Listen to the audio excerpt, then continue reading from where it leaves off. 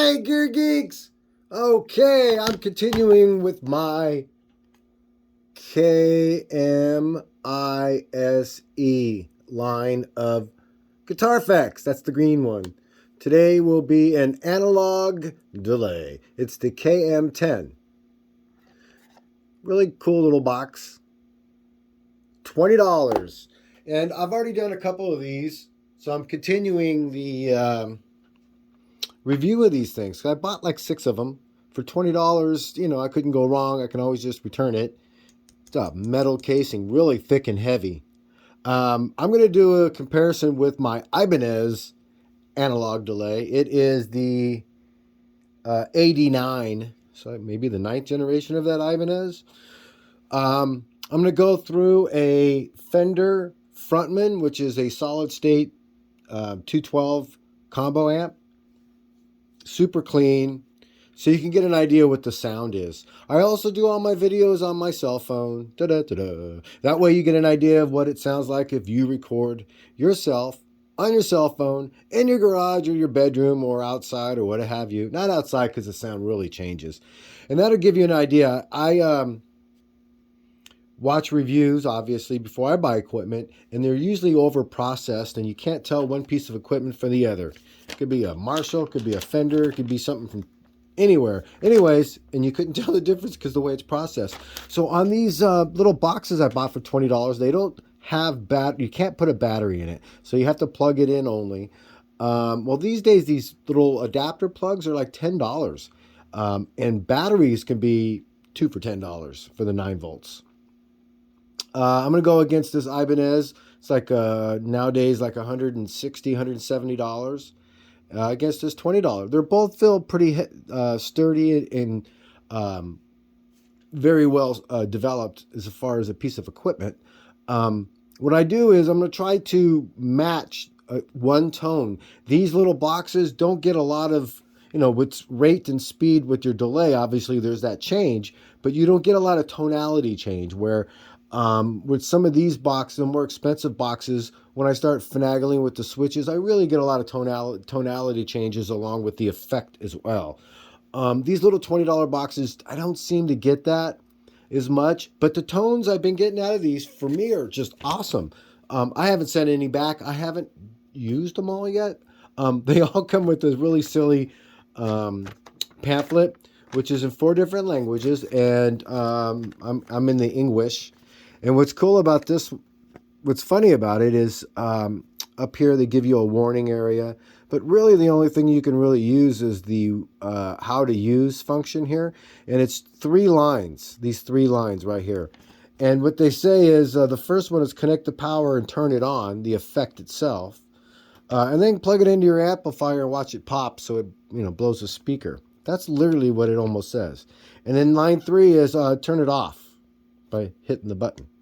That's it.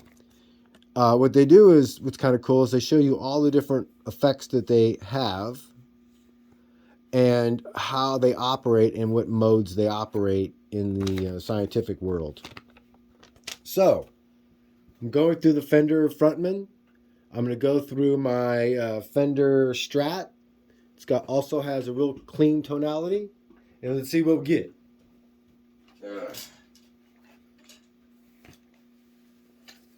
I'm putting on my guitar. Let's see. So there we go. Clean tonality, nothing on.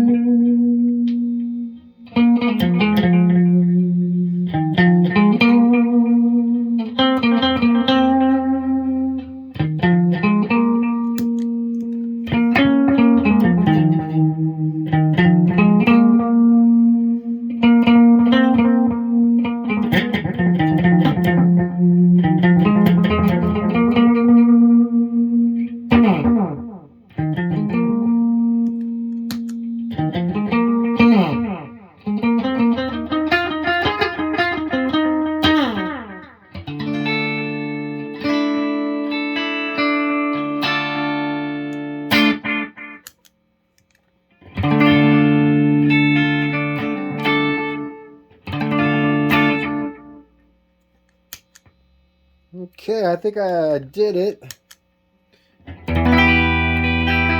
It's clean. So let me take this guitar off real quick. And give you my,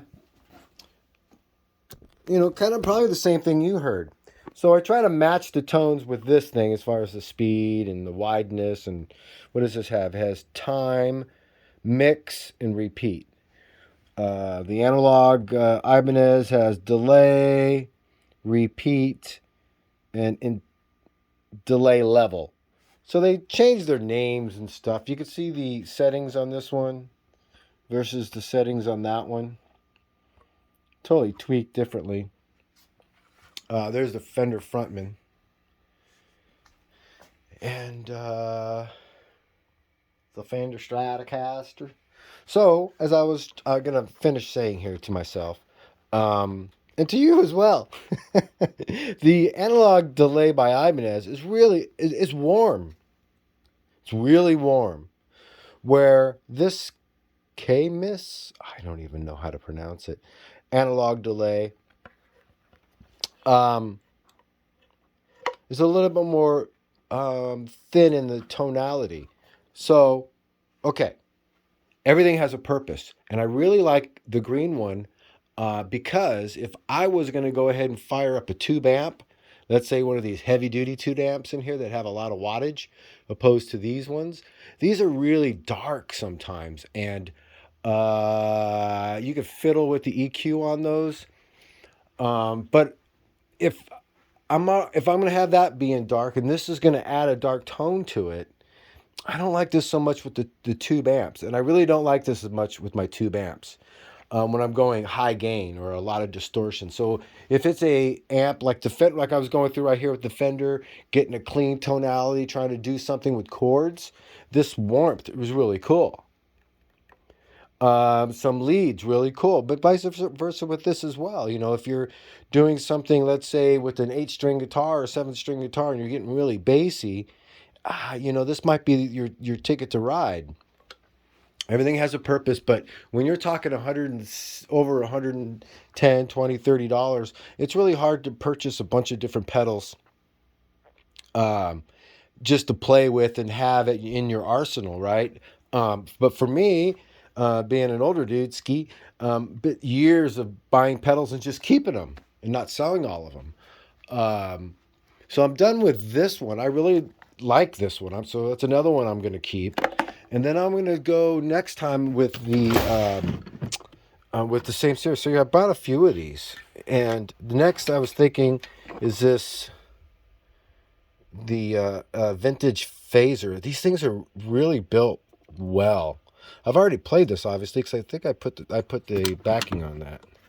And I'll put that up against the Boss phaser. Right? Because that's all I got as a phaser. What's in here? Ooh, I could do the Phase 90. Huh. So what I'll do is off camera, like it's a big deal. What's over here? Just a flanger. Yeah, what I'll do is off camera, I'll go and check which one of those two will match up really good with the phaser.